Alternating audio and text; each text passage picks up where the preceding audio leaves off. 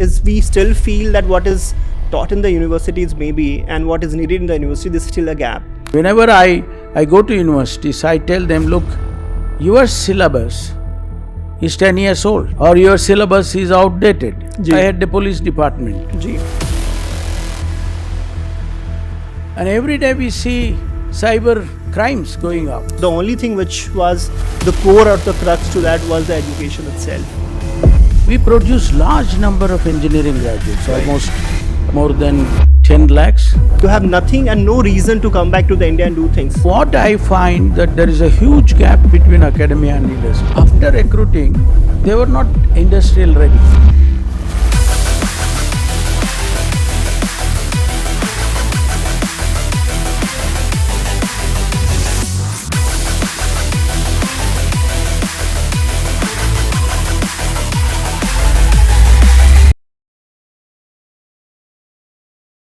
Very good evening, sir. Good evening, yeah. So I'll start with the context, sir.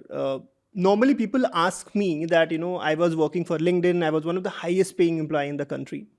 They ask me that why did you, when I talk about that I left LinkedIn, I left the life of a Silicon Valley.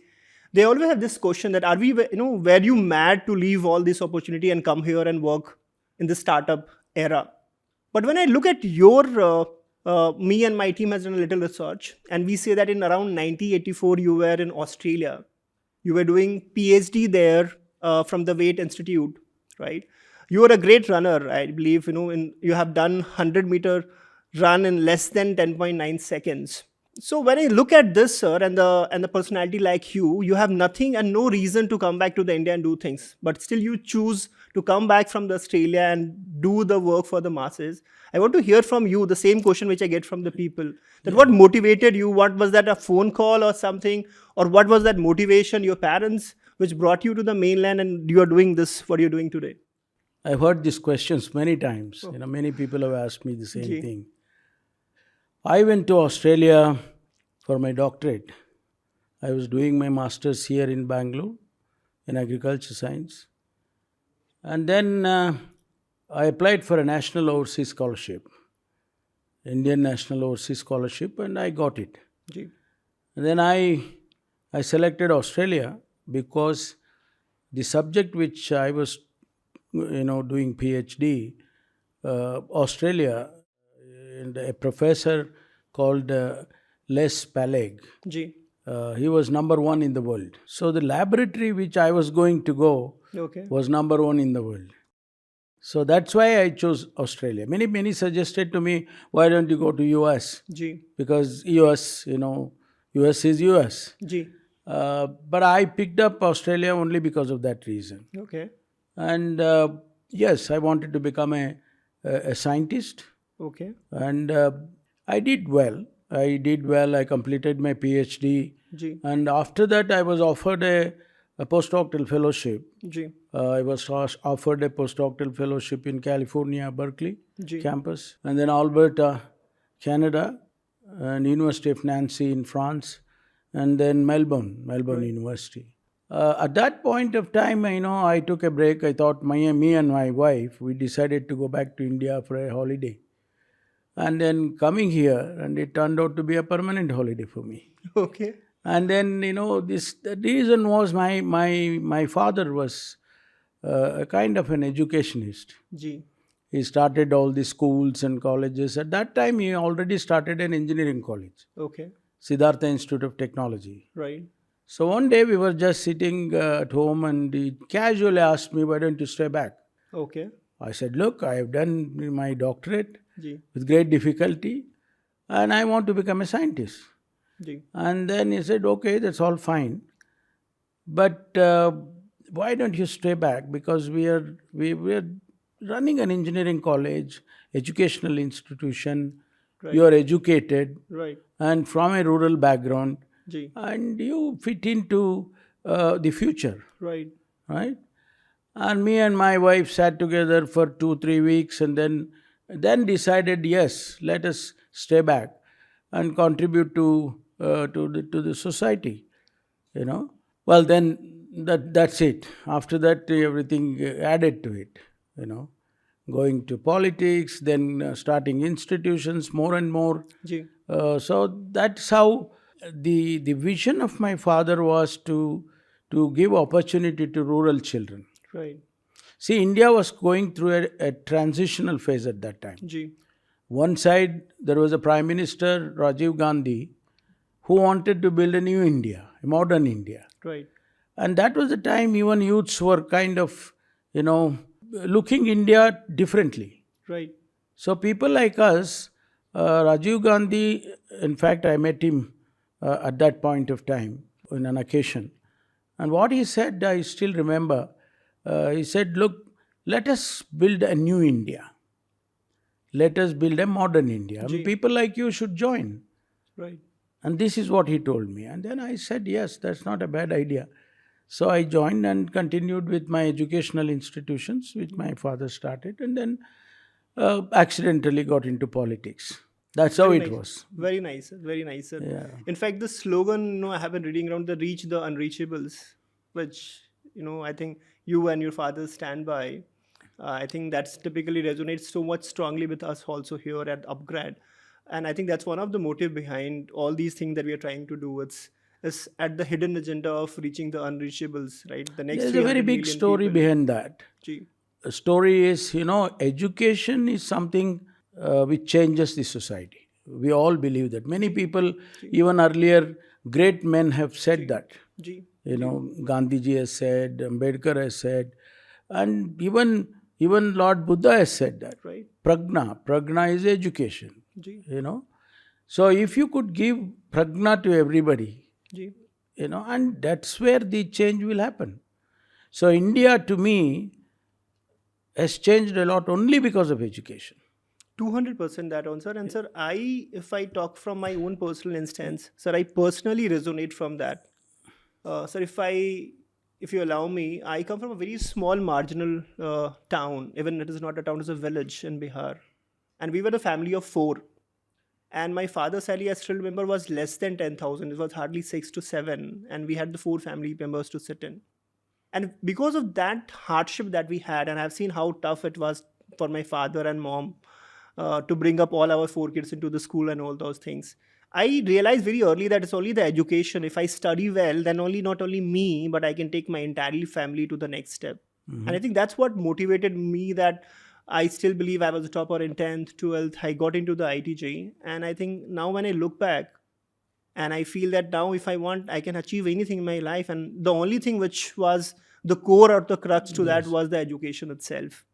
So 200% on that, sir. And I think that's what is what motivates you, and to some extent and a greater, on the philosophy on which the company like ours, which is upGrad, we also stand on the same philosophy and we work on the same. With that, sir, as we said, me and my entire team has done a lot of research. You have been into this whole politics for quite a while, sir. You have also headed the IT leadership in the ministry. Now, when you have been doing that, I'm pretty sure, sir, you would have every number of opportunities and times where you would have communicated with all the technology heads. You talked about, Rajiv Gandhi, and I think that's when the whole IT revolution in the country was happening. Yes. So with that, I have a genuine question in mind. Me and my team had done some additional research. So, sir, while you have been in politics, I think you have also taken care of IT ministry in the past. And I'm pretty sure that during that tenure, you would have talked to many of the, the CXOs, CTOs, and founders of all the tech companies which is there in the market. So all this time when you were, let's say that the discussion is not in front of the media and you were in the boardrooms or a private space where you can talk very comfortably, I'm very sure that many of times these industry bigwigs have asked you this question, because it also comes from the educationists as well as the politics. That what is the gap, or what is the graduates of the country should have? Like, why is we still feel that what is taught in the universities maybe and what is needed in the university, there's still a gap? Did you encounter such questions? Thank you for asking that question. Ji. I was heading the higher education, and I was also heading the ITBT and all that. Ji. During that course, I met a lot of people, a lot of big industrialists, Ji. a lot of academicians. And I find, that the industry needs something, and the academia teaches something else, Right. right? So there was a big gap, huge gap. Ji. All these IT companies, when they recruit these students on Ji. campus recruitments and all that, maybe Ji. you also know that. Ji. And after recruiting, they were not industrial ready. Correct. They were not ready to accept a project. They were not ready to accept their programs. Right. So they had to teach them again for another 1 year, 2 years like that on the project. Right. So what I find that there is a huge gap between academia and industry. Ji. And this has to be bridged. Unless you bridge this, I think it's going to be a gap like this only, and industry also will not survive well, and academia also will not survive well. True. You know, this is the question I answer every time. Ji. And whenever I go to universities, I tell them, look, your syllabus is 10 years old, Ji. Ji. or your syllabus is outdated, Ji. so to say. And when are you going to change the syllabus? Ji. That is why the industry, needs something else. Right. So the most developed in technology, development in so many areas, and that is what they're looking for. And that you have not adopted in the university. Correct. Correct. We have one of the very good universities, Vishweshwaraya Institute of Technology. Ji. One of the best university we have. And now, after all that, after the industry started talking about it, and they have changed. They have changed the technology, they have changed the courses, their approach itself has changed. I mean, that gap, to me, I think it's reduced a little bit. Right. And so I think today, the space where we are in, everyone is talking about AI. And this AI is improving at a very fast pace, yeah. right? How it was improving, say, like 10 years back, is totally changed. That how it, every 2 months, Sam Altman, OpenAI founder, is throwing a new model to the market. I come from one of the most prestigious institute in the country. I passed out from ITBHU, 2011. That time itself, so people were saying there's a gap. What is taught in the industry, what is there in the industry in East, and what is taught in the university. Today, all thanks to this AI, I believe the university don't move fast.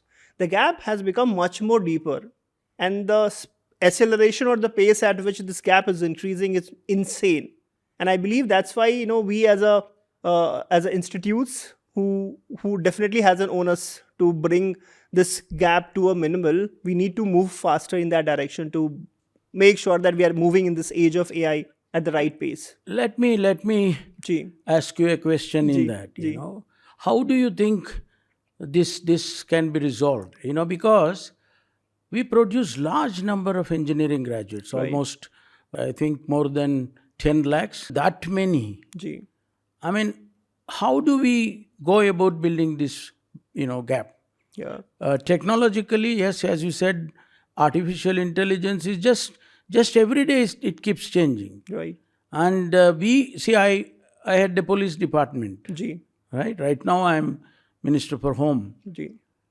And every day we see cyber crimes going up. Ji. And we struggle to resolve this. I mean, Ji. Ji. we installed artificial intelligence cameras, we did that, we did that. Right. Next day it's changed. Ji. Already things have changed. Ji.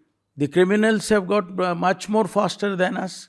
Right. So I would like to ask you, because you have been well connected with the industry and so on. Ji. Ji. What would be the solution in case if the university has to change themselves?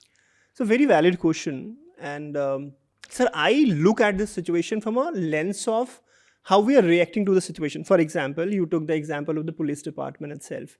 A case comes, then the police reacts to it and then tries to find the solution to it. But the next time, the crime people who are doing, they have become much more advanced and they come to a new use case itself. Even if I talk about the passing out students, the university students, most of the time what I'm seeing, they're trying to take a reactive approach. What I mean with that is that they feel that, okay, I'm in 4th year right now and I'm not ready for the jobs. So I should do a 3-month crash course. I should do a small online training, which will maybe make me fit for the next job which is coming in the campus. Or let's say that I'm doing at a low package right now. If I do this training, I go for a higher package. But all of this, when it is reactive, it is always momentarily and it is a quick fix. I feel the area in which we are heading towards, where a lot of new things are coming in the space of technology, things are moving very fast. If we just rely on these kind of reactive approach, or small training, a part-time training, you might be ready for one job role, but that job role will get obsolete very quick, and then you might not be ready for the next job itself. So the demand of the hour, I feel, is that we should be a little proactive in nature. Why should a student wait for the third year or fourth year to come and then he starts training for the job? Why cannot we do something right from the beginning itself? Why don't we start, the approach of learning should change right from the semester one itself? Why don't they start doing the coding from the day one they join the college itself? So if we just change the mindset or the approach in which we look at the subjects, we train the subjects, and we study the subjects in a little proactive approach, where we believe that few things are fundamental and constant which will stay even if the AI comes and goes, those things are fundamental which everyone has to learn. And few things which changes rapidly, we try to learn it more proactively than being reactive to it. If we have that approach, sir, and that's what we are trying to do at upGrad School of Tech, where we are planning to work with the university students together, so that they don't wait for the final, in the final year they come and they start training. We intend to do it from the day one the student joins the college, and they get started in that whole sentiment itself, so that there is no concept at all, there's a gap. We are teaching exactly what the industry needs, and then there is no debate of what is taught in the university and what is needed in the industry. I think if we do that, typically that places students in the future whole arena of the job prospect which is there in the future. So what you're actually saying is, what we teach, some of it is obsolete. Absolutely, sir. For instance, we still have chemistry to be taught for engineering students. Ji. We still have mathematics basics to be taught, Ji. or physics to be Ji. taught. Now, some of these things may not be useful. Ji. I think this is the time that, what we teach is very important. And when. Ji. As you said, right away, first year itself, we teach coding and so many things, but later on they can also learn so many other things also. Ji. In this context, I remember we had a discussion quite a lot on this. Ji. We started what is called as parallel movement, Ji. right? And auditing the courses. Okay. Parallel movement, you can be an engineer, you can also learn a biology. Right. Right? You can be, a biology student, but you can also learn economics. True. So this parallel learning process will definitely put you somewhere, relate to things, Absolutely. differently. I think that's what people like you in this area, I think, can suggest to academic, universities, so that they can change their approach. Right. See, this is the difference between us and Western universities. Right. Western universities, they don't waste their time. If it has to happen in 1 year, they'll finish in 3 months. Right. And give what I would say, hands-on concept. Right. In every field, they have a hands-on concept. And that is what, is the difference between us and the Western universities. And so exactly that's what we are also trying to bridge that gap. So at the upGrad School of Tech, we are trying to see that what is best in the country right now. And we've also taken examples from what is there in the outside West world, what we have been doing, what kind of flipped classroom exercise that they do, how they do the hands-on exercises, how do we have as you rightly said, if something could be done in 3 months, they will not like to wait for just because it has to happen in 4 years of time itself. I have a question for you. See, we teach, or rather we produce 1.5 million engineering graduates. Ji. Hardly 5% or even less than that are a top grade. Right. You can say that they can be absorbed like this. Right. Maybe second level, third level. What will happen to that third level or fourth level? It is not their fault. Right. It's the way in which we teach. We give them opportunities to become number one. Right. Maybe some are slow learners, Right. and some are immediate. They're quick like that, like you, for instance. So it is that I would rather ask upGrad to think about this, and then contribute to probably all the students. Right, definitely. So very rightly said this point. And at upGrad also, we have been thinking a deep of it. If we expect everyone to be among the top companies itself to be a part of the Mang, it's not possible. Secondly, also, if you feel that all the 1.5 million people will have the jobs in the IT or a software or technology, again, that's also not possible because that number of jobs itself is not there. Not there, yeah. And that's where we feel that every student that we train should definitely have different tangible outcomes. So that students, based on their capability, the skill set, and the area of interest, they should be able to choose their pathway. I still believe India being a developing country, and most of the people who do engineering with the aspiration that they should get a high paying jobs so that they can uplift themselves and their family. So definitely we work hard to make sure the students get the high paying jobs. But then we also believe India is going through that transition phase where startup is a boom in country today. All thanks to AI, sir, now it is possible that what previously 100 people team could do, a team of say like 2-3 people itself can make a very high impactful company itself. And all thanks to the few awareness, I think good companies who have recently gone for IPO in the country has created a positive mindset change in the students. So at upGrad School of Tech, we also intend that anyone who wants to start their own business, we teach them. And we just don't give the fund. We teach them for 7-semester long program. So that's how we say that will be the only computer science program in which a student is also taught MBA or how to start your own startup with a proper learning which goes for 7 semesters. And if a student have a good idea, we want to go all out and support the students. So that based on few students who are builders, who wants to create the employment opportunity, who want to start their own company, we go all out and support that. And thirdly, I believe, sir, one of the core responsibility of the university is not only to create the jobs, but do some deep research, because that's how the whole level of the country will improve in terms of the technology, research. And that's where I believe still today, not much, but at least 10 to 20% students are definitely interested that they would like to go for some deeper research, do find out something really concrete in the space of tech. And if given opportunity, they would like to go abroad and do the master's and PhD there. So there again, we would like to give the whole ecosystem so the students are aware that how the research thing works, what the research paper is. Because normally I come from IT, but I still remember when I passed out, I don't know what a research paper is. And the reason for this, no one was there to teach me. But if we can inculcate that feeling that what the research is, what is the right research mindset, and try to bring the best of the faculties from India and abroad on the same place, I believe a lot of deep research, what we complain that India is very lagging behind in terms of research.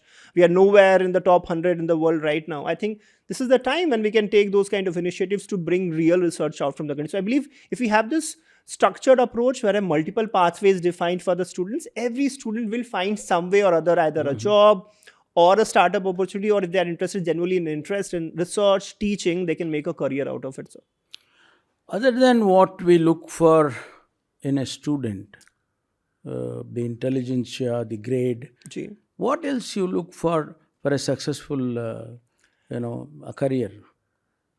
Sir, marks is just one part of it, but I definitely feel what makes us students into a professional is a function of multiple factors.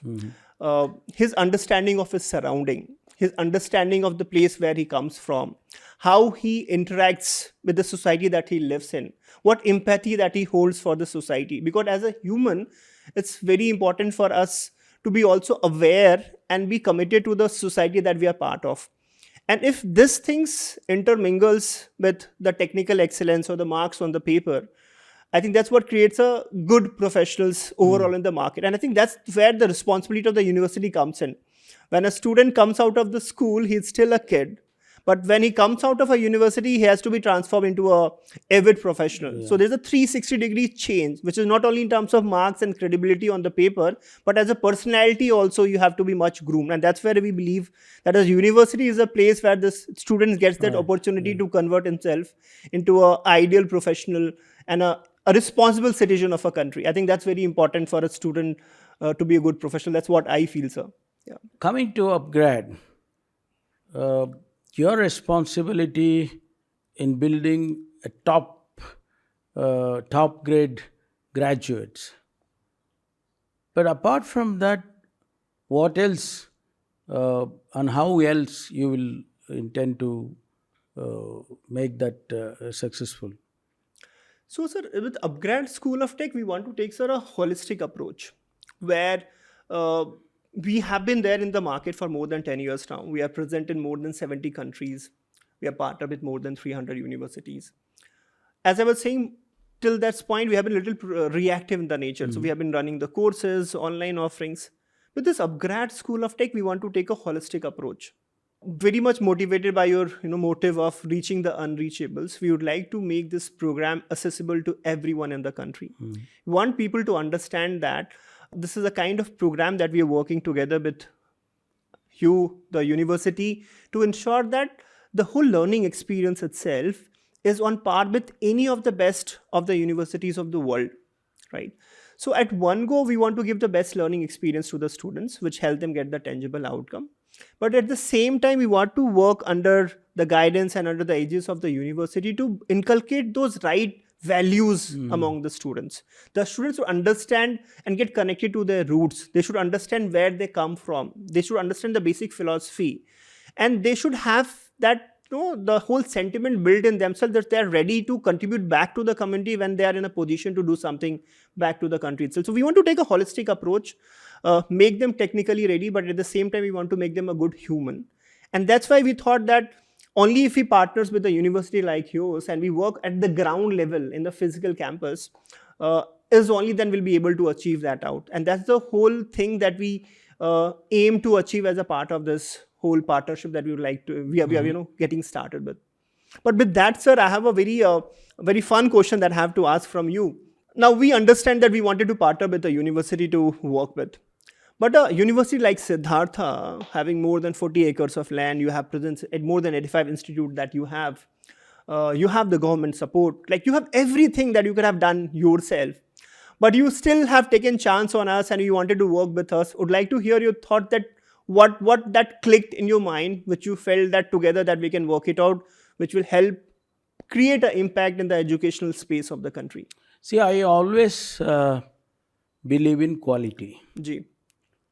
As I earlier said, the universities, for instance, VTU in Karnataka, or any other technical university or traditional university, they have one level of quality, Ji. which is not enough in the market. And you need to, like how you get higher marks, Ji. you need to go up on the ladder. Ji. Your bar has to be raised. Ji. So there, I felt that my institution should teach a quality education. Right. Just mere certificate is not going to be enough. Absolutely. They have to be industrial ready, they have to be market ready, and they have to be field ready. Right. So all this put together, I need to raise my bar. Ji. And I was actually looking at somebody where, I get some help in this. Ji. And that is why when I got the proposal of upGrad, I said, Ji. grab it. Ji. Grab it, grab the opportunity so that my student will be benefited. Ji. Ji. I will be able to produce quality graduates. Ji. And set some extra approach. Ji. The bar is raised. Reach the bar. And that is when you reach the unreached, you can take however you like. Ji. Our concept of unreached is something else. Ji. Like people in the rural areas, they were not reached. Ji. So you reach them. Ji. Rural mass needs change. Ji. So that is when we thought we'll keep that and reach the unreached. But in that also, in the context of this quality education, I think that is what made me to accept upGrad and continue. And so we are 200% on that. With this whole initiative, sir, we intend to bring the best of both the worlds. We want to work in a 100% UGC compliant way, and we didn't want it to have any kind of shortcut or small fixes. So we understand that a student holistic growth can only happen inside the university campus. They have to stay in a university where they interact with interdisciplinary department and they get to experience the entire new way of doing things. And then there, how we fit ourselves in a legitimate way so that we can help at the different stages of skilling the students, providing that ecosystem of the tech support, providing that the whole startup ecosystem, the research depth that we can do, and we be there in hand to hand action. And I think that's the vision, sir. And we at upGrad are very excited to join hands with Siddhartha University to bring that real impact to the student at scale. So thanks a lot, sir, for putting trust on us, and we make sure that together we create a program which sets example for the rest of the country to really disrupt the way how the teaching is happening in the country right now. Perfect, sir. So with that, we have discussed a lot. We come to the end of this.